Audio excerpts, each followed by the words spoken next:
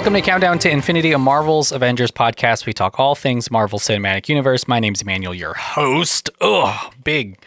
Big old sentence at the very beginning. We're really excited for the new season of Loki, the very second season granted to an MCU project, Loki Season 2, which comes out October 6th, 2023. We'll be talking episode by episode. In the next couple of weeks, though, we're going to be talking Marvel stuff. We're going to be taking fun quizzes, talking about the state of the MCU, what's going on in this phase, we may talk news, okay? A lot of rumors out there. It seems like so many people are writing headlines about who is not in the Fantastic Four movie. I don't know if y'all noticed this, but if you're not always online, that's fine. You don't have to worry about it. So far, nothing big has dropped about that. Anyways, I digress. Not only do we love Marvel, we love Star Wars. And if you like Star Wars, a lot of the Countdown to Infinity crew is on a show called Countdown to Skywalker. Oh, shoot, that's the wrong title. It's fine. It's called The Countdown Strikes Back.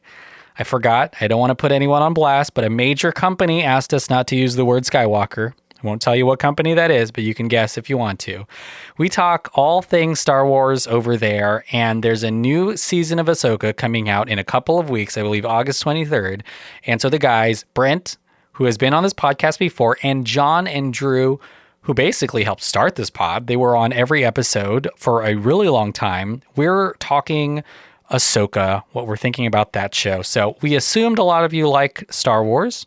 Maybe you don't. It's fine. You can skip this episode or give it a listen because we're a lot of fun, even if you don't know anything about Luke and Leia and Boba Fett and Jabba the Hutt and C-3PO. Okay, I'm not going to go down the entire list, but even if you're not a huge fan of Star Wars, you can still listen to this because it's going to prime you. Talk about some of the things we're expecting out of the new show, Ahsoka, on Disney+. But again, if you don't, you can skip it. But if you're a fan, subscribe to The Countdown Strikes Back. And if you enjoy this episode, we'll be back every single week to talk about more Ahsoka. But next week, we're back to Marvel. We're back to the MCU. We're talking Loki Season 2. All through the fall, it sounds like. But without further ado, enjoy this preview of our Ahsoka show on Countdown Strikes Back with John, Drew, and Brent, and myself. Thanks so much for listening. Enjoy. In a galaxy far, far away came a podcast from out of this world. With only a 3,720 to 1 chance of succeeding. Oh dear. But don't worry, it wasn't a trap. The Force was strong with them. And so it worked.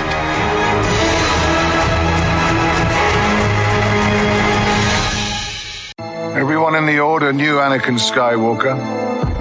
Few would live to see what he became. By the end of the Clone Wars, I walked away from him and the Jedi. In this war, you will face more than just droids. As your master, it's my responsibility to prepare you. I won't always be there to look out for you. I could use the help. Once a rebel, always a rebel. Don't be afraid. Trust your instincts. I know you can do this, Ahsoka.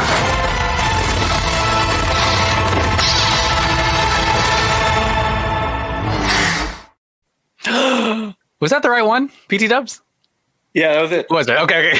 Welcome to the Countdown Strikes Back, a Star Wars podcast. We talk all things a galaxy far, far away, and we are back. Babu's boys are back because a new show is releasing on Disney+. The show is titled Ahsoka, releasing August 23rd. A 2-episode premiere following Ahsoka, a character in Star Wars that has become, I think, more prominent than ever before after being featured in Clone Wars, Rebels, I guess now in live action, portrayed by Rosario Dawson in The Mandalorian. Was she in Book of Boba Fett? I feel like everyone was in that show. Okay, yes. So she was also famously in the Book of Boba Fett.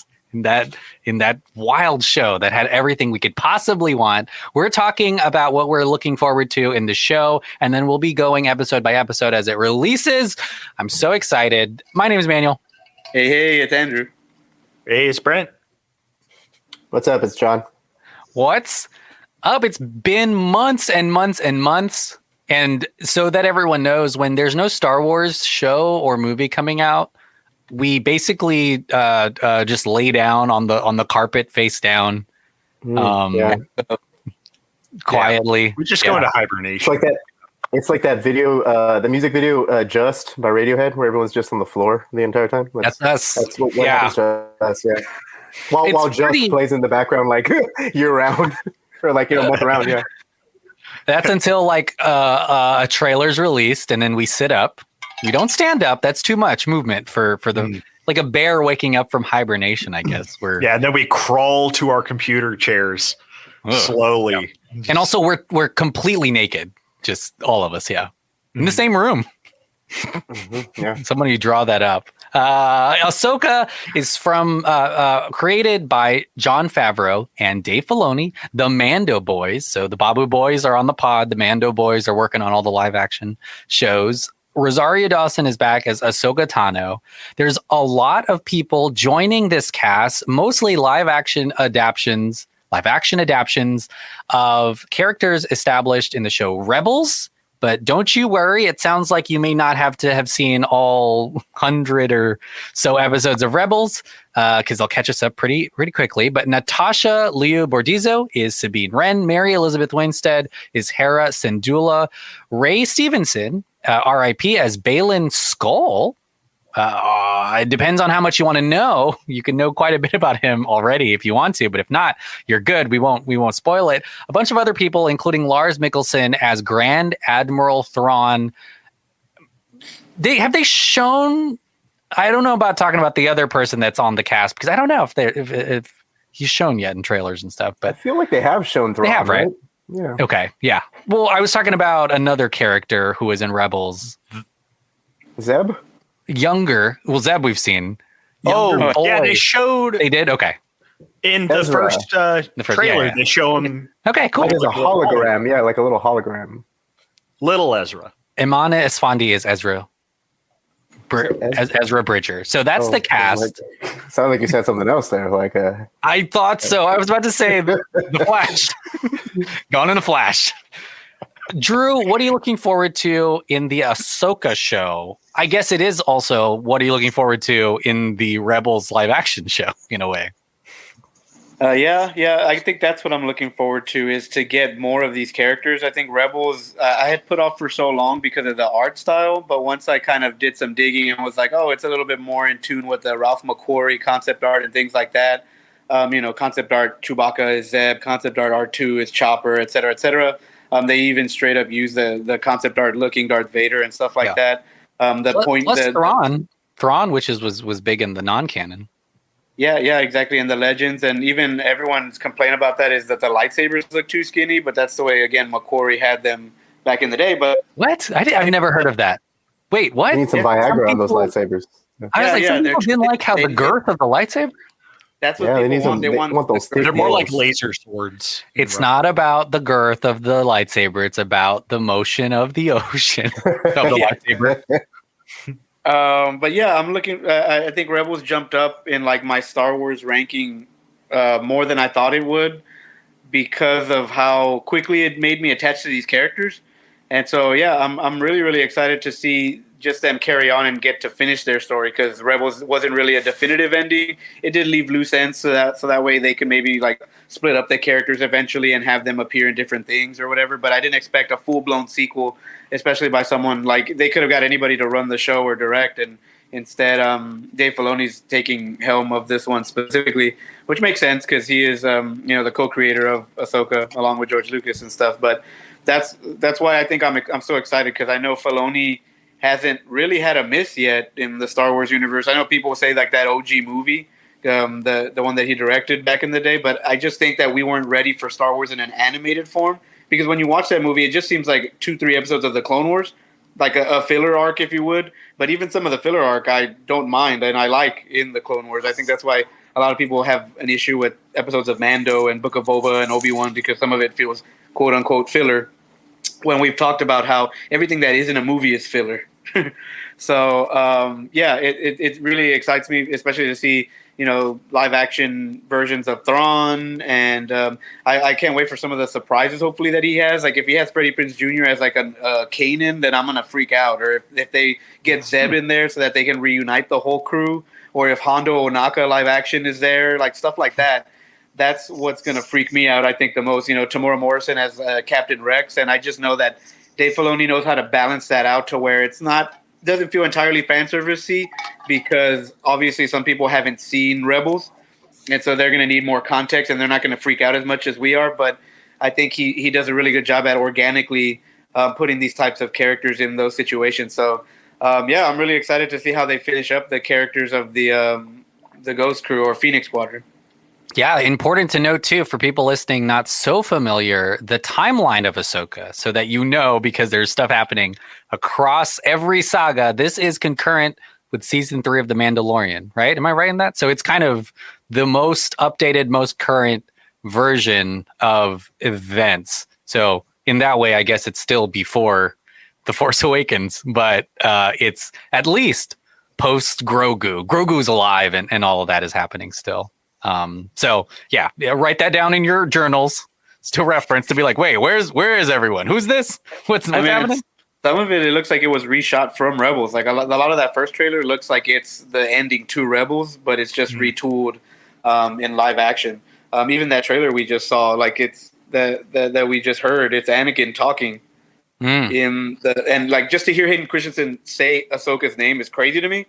But also like it's that speech he gave her at the beginning of Order 66. Remember they did a Tales of the Jedi episode where he's training her against clones. And he's like, not everything you're going to meet is droids and whatever. So the fact that they had him re-record that pretty much verbatim is wild. And I can see them redoing a lot of flashbacks or a lot of things that we saw in animated form in live action.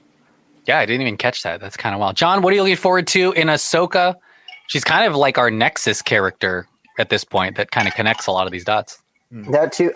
I'm very interested in an overall like insertion of this storyline in the canon, because Ahsoka seems to be kind of very, at the end of the day, it's still a retcon, for people who haven't, because some people just, Abrams himself, probably was like, the movies are Bible and that's it. Like everything else is, and everyone who does the movies probably thinks that way, even regardless of Mando or Ahsoka happening. Like the next director or something is still probably just going to pay attention. Mangold is probably, making his own shit up just based on the movies, not so much the lore, So I'm very interested to see how this very popular character and like because it's like, this is our time now, or like the Rebels fans, the Clone Wars fans, like this is our time. Because like we're getting live action versions of this story. And so like, for people to be like kind of dismissing, not that they're dismissing, it's not a dismissal at all. It's kind of just like, I'm not interested in a cartoon. I'm interested in like a movie. So to have these like characters kind of jump over and then have this like crazy storyline effect through the whole canon, like, I guess, if you can call it that way, because it seems pretty irrelevant by the time you get to The Force Awakens. But to have like something like a Thrawn War or like, an Heir to the Empire storyline starting with a live action Ahsoka, and then having elements like Anakin Skywalker coming back and actually like doing flashback scenes for something that like isn't hinted at in the prequel movies. That's really awesome, and then even listening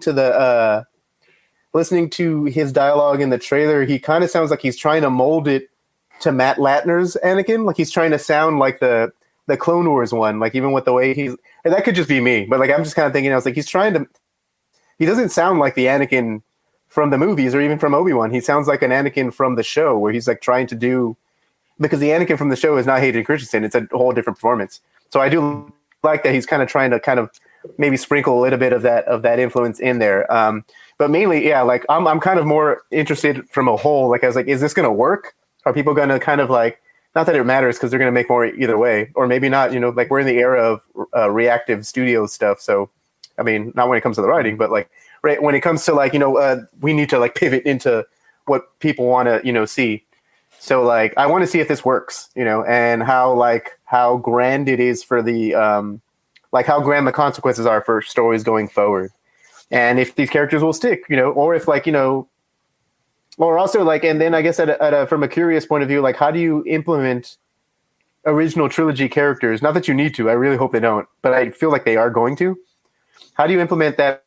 Because we're still in the era of their prime. Like we're still in the era of. I mean, we're not seeing them, but like Han Solo is supposed to be in his prime. Luke Skywalker's in his prime. Princess Leia's in his prime. You can't have like these crazy like. I guess you can maybe. It really depends on the execution. But like, how do you have these crazy like galaxy-threatening events and then not reference them? Huge. Like yeah. So I'm excited to see if I'm basically just excited to see if it works. I know we've been getting kind of just with the trailers have been only to me just teases. Like it doesn't seem like they kind of ruin a whole lot. I think the Anakin thing kind of does kind of give a big spoiler for people, but I understand that they probably need people to watch the show. It's like they said they want to hook them with something. So I'm excited for this crazy experiment. And I'm also excited to see Filoni kind of like spearhead all of this because I do like his episodes. His episodes are very lore heavy in the Mando stuff. I think I don't want to group him in with Clone Wars or Rebels episodes because that's basically all him. But like an episode of Mando or Boba Fett where it's just like heavy Filoni and heavy lore, like it was that we're getting every episode. I mean, I'm excited, I'm down, but like I want to see how it works. So like, yeah, that's what I'm looking forward to. I'm looking forward to the experiment, basically. He even has the composer of Clone Wars and Rebels working on this show, and you're like, holy shit, like that's going to be awesome because I love the music from those because they are trying to copy John Williams, and it's just going to go towards making that feel like a more genuine Filoni experience. Yeah. He's writing every episode. He's directing a bunch of them with a lot of the Mando crew and some new people. So it'll definitely fit alongside Rebels. And that score is going to be good. I mean, remember when they like got a little darker and it gets a little slower? The score is meant to kind of make you sad to be TBH. And you're like, oh man, it's happening now. Brent, what are you looking forward to in Ahsoka? Yeah, John and Drew hit like a lot of my kind of thoughts about this. Like, it's still so wild to me that this show, this live action show, this version of Ahsoka, it exists. Like that they were able to essentially make what, by all accounts, seems like a sequel series to Rebels, into live action. With big actors and fan cast too, like kind of fan casted a little bit. It's kind of a wild decision. It's the biggest fan cast since Mr. Fantastic and Jim from The Office. That was only a couple of years ago, right? Yeah, it's happening a lot these days, I guess. I'm excited. Seen The Flash. Sorry. I'm really excited for the show. Like in between Star Wars things, I'm always a Star Wars fan, but I feel like it kind of like goes away when there's nothing actively like out, and then like a show like Ahsoka starts coming in, and then it's like all the Star Wars fandom starts creeping back in, and I'm like really excited now. And I think Filoni for me is kind of the main reason why. I think like he has shown in Clone Wars and Rebels and a lot of the stuff he's done in Mando that like he to me has like the best understanding of Star Wars, especially Rebels. Like Rebels is easily one of my very favorite top 3 probably overall Star Wars things that exists. Like I just think it's so good. And some of the ideas he explored in that show, some of the things, many things that he brought into the canon.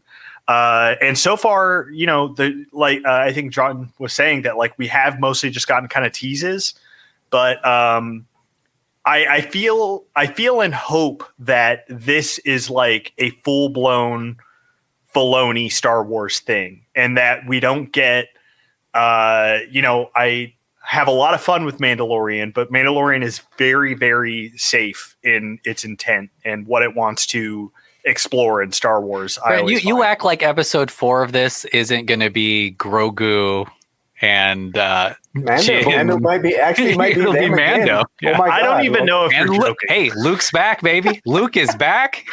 CGI Luke is back. I don't know, man. I just I don't want the show to be that. I don't. Yeah. I want it to. I know there's going to be some crossover stuff. I'm sure. Like he's building this whole Heir to the Empire thing, and I'm excited to see what that is. And this seems like one of a big step going towards that. Beginning in Mandalorian, I guess, season 3.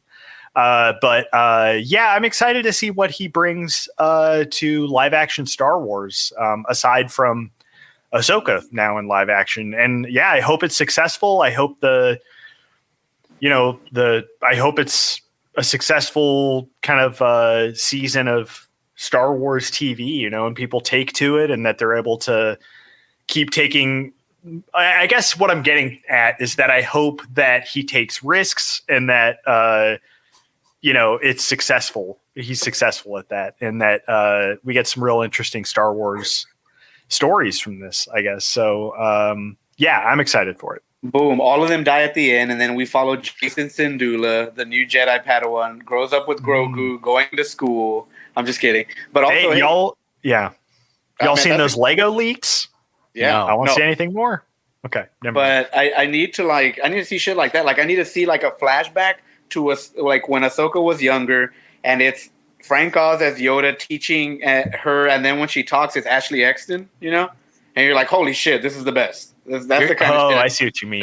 As like young. Yeah. You think Baby Ahsoka tries to rival Baby Yoda in the merch wars? I don't even know what to. It already happened in Tales of the Jedi. Man. True, we saw Baby. Man, there's 2 really big characters that I'm excited for because, like John said, massive retcon, but incredibly, I think, important canon characters to everything. Ahsoka, Snoke.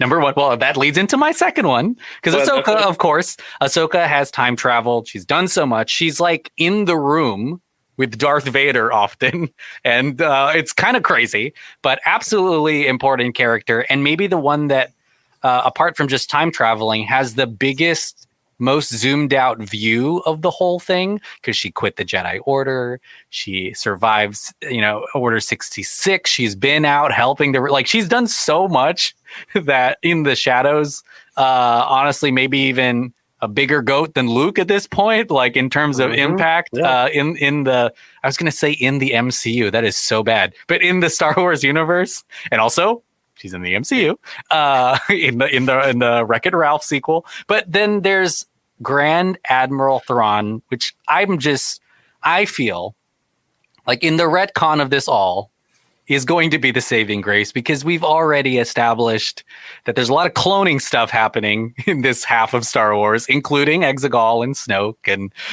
the Emperor who is back. But even in the Mando shows, we've got Grogu blood, we've got Mount Tantus, and it seems like there's someone pulling the strings of the science of this all. And it feels like it's right up Thrawn's alley, which is great. It will definitely help everything to have some sort of cloning backbone or, whatever's going on. Did you say Mount DeSantis? Mount DeSantis, which doesn't get along with anyone else. That's just in Orlando.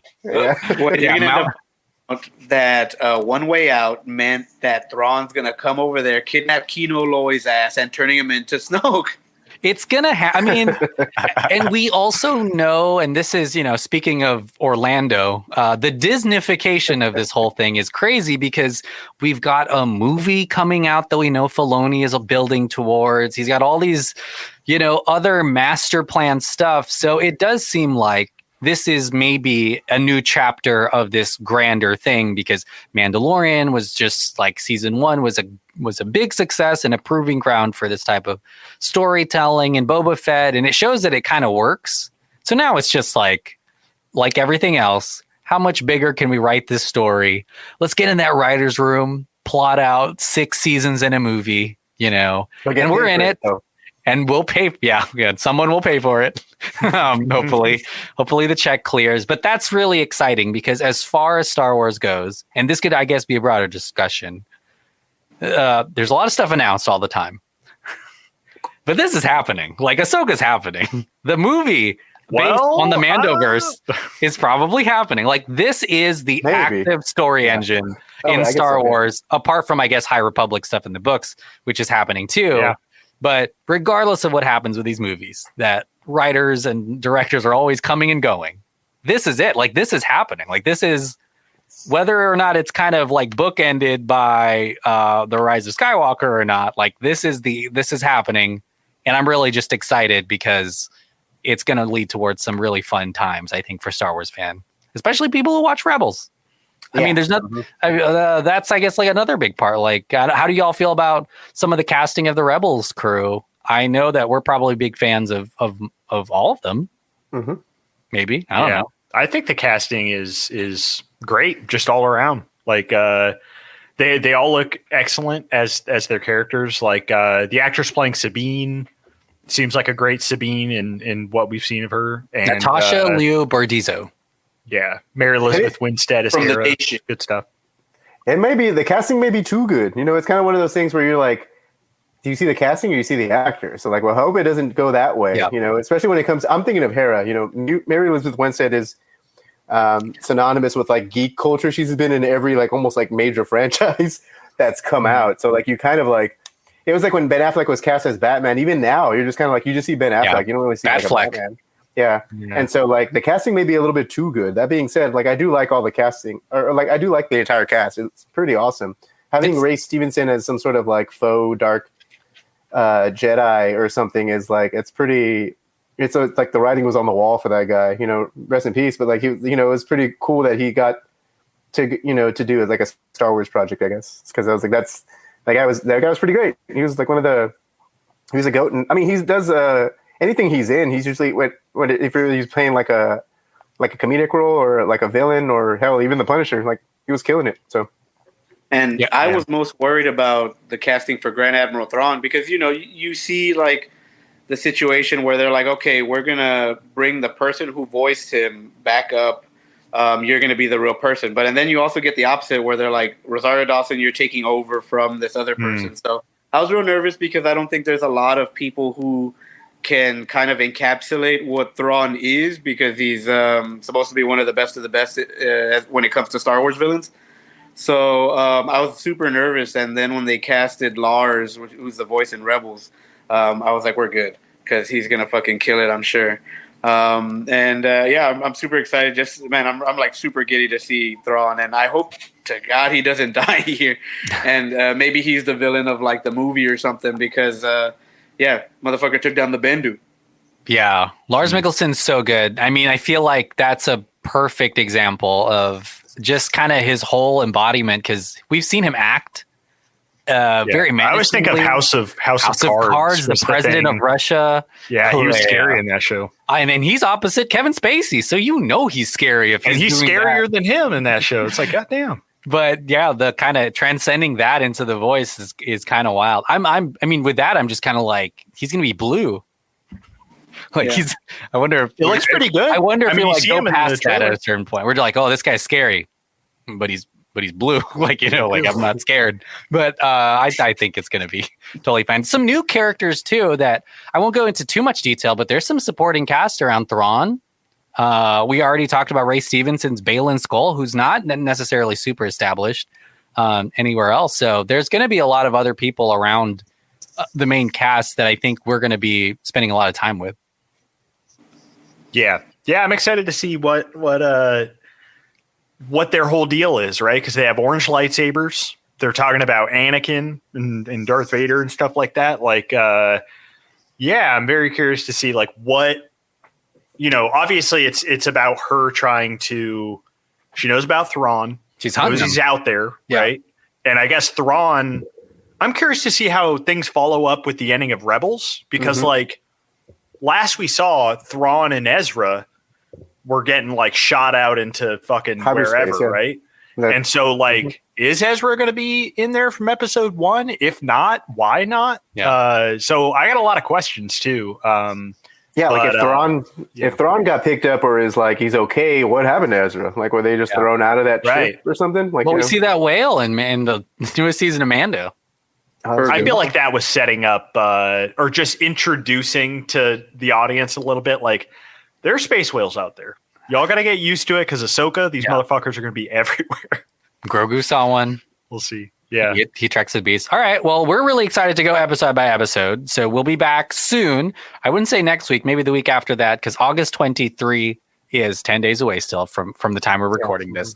But we'll be watching those 2 episodes. We get a close to a 2-hour premiere of the Ahsoka show. We'll be really excited about that. And then all the way through October, when the final episode releases. Anyone have anything final, or do you think we covered it all for at least the Ahsoka show? I think that's what they should have called it. The Ahsoka Ahsoka show. It was a variety show. Like they come up like like dancing and shit. I'm super pumped. I mean, it's so funny because like this.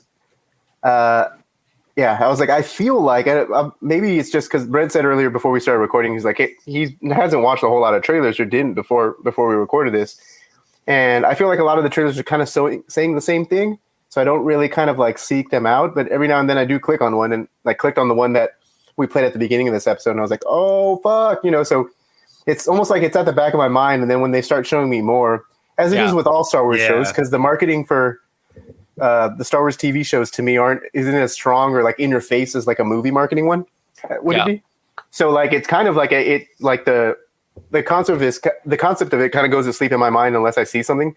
But I'm sure the show is going to be like pretty awesome. Like I'm trying to pump myself up. I think on late nights I do put on like every now and then, like before I go to sleep, maybe like an episode of Clone Wars or like an essential one that they're recommending off of Disney, just to get myself in the Star Wars mood, I guess, to try to pump up for it. Yeah, a lot of, and it's also like good to look ahead. You don't have to. We don't want to look past Ahsoka, but after Ahsoka releases, Skeleton Crew, starring Jude Law, is set in the exact same time period and comes out this year as well. So maybe we'll get a little bit of Skeleton Crew action happening. Yeah, late 2023. How late can it get? I can see that being early. I don't think. I thought Acolyte was first. Around. There's like trailers and shit out there for Acolyte. I mean, Skeleton Crew, I think, is like probably earlier. I think it was finished earlier. Yeah. Well, we'll be excited to see what this long form storytelling is happening, at least during this period. And then a season finale of Bad Batch. Shit. Bad Batch, yeah. They're filming the other Andor. We got a lot to talk about. But first, we'll get to Ahsoka. Let's go around the horn and give our plugs. Of course, we're plugging Countdown Strikes Back. But Brent, what do you have to plug? Check out the other Delphin Pod Patreon shows. We got a lot of stuff up there. Screen Slush episodes. We just did our first tier ranking list, which was fun. We did a tier ranking of David Fincher's movies, which was fun. Check that out. A lot of fun stuff. Barbenheimer. Barbenheimer. Big. Oh, okay. I thought you were promoting Barbenheimer. I was like, I think a lot of people don't watch that, Brent. Yeah, so like, they don't need promotion for that. They got this. You know who needs help? The Demeter movie, Last Voyage Demeter. Meg 2 needs a little bit of help. Promote those two indie films. TMNT? Get that help. TMNT is so good. We can't start on that. Drew, what do you have to plug? The Dirt Sheet Radio and Revenge of the Sequel, mostly. John? Nice. The Countdown to Infinity. I'm assuming Infinity is endless, so I'm assuming that's still going on. They're counting up at this point. I know Marvel's kind of not cool nowadays, or at least that's what the climate is online. But that's still going strong, and the Marvels does look pretty fun. For all the. I haven't seen any hate on it, but like I do really kind of like enjoy that second trailer that came out. It looks very fun, and Nia DaCosta, I did like Candyman a whole lot. So like I'm excited to see what she does with this this entry.